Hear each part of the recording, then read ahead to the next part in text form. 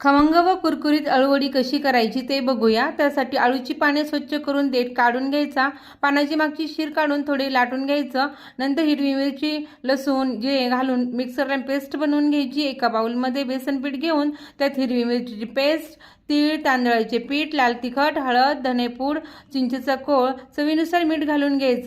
नंतर आवश्यकतेनुसार पाणी घालून पानांवर पसरवता येईल इतपत घट्टसर करून घ्यायचं आणि आता पानांवर पसरून लावायचं।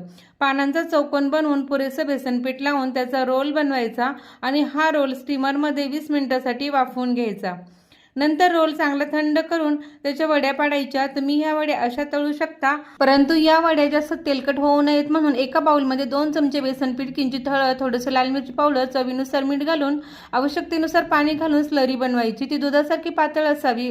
आता अळूची वडी त्यात डिप करून गरम गरम तेलामध्ये चांगले कुरकुरीत होईपर्यंत तळून काढायची। तयार